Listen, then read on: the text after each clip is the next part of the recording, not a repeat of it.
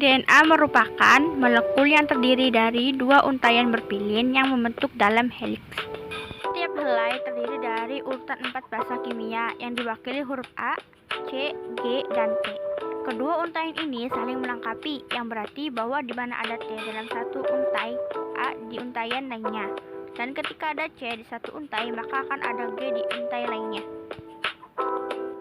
Setiap untaian memiliki ujung 3 aksen dan 5 aksen yang berada pada arah berlawanan.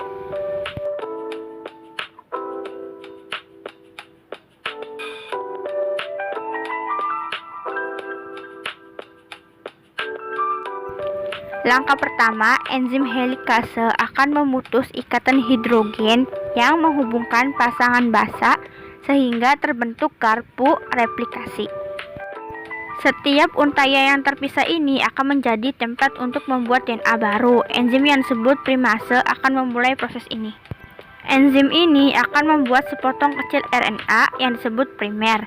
Ini menandai titik awal untuk pembangunan atau pembentukan untai DNA yang baru. Kemudian enzim yang disebut DNA polimerase akan membuat untaian baru DNA.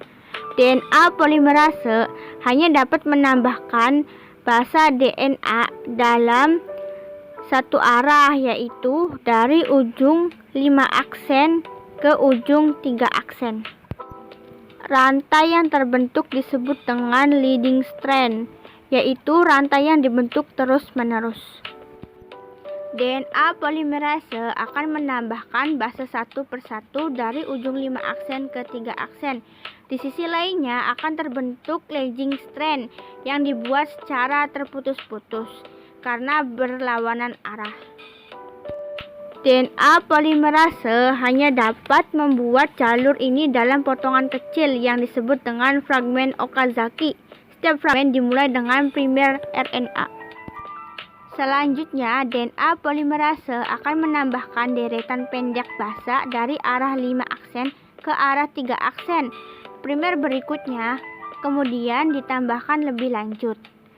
Fragmen Okazaki yang lain kemudian dibuat dan proses ini akan terus berulang-ulang.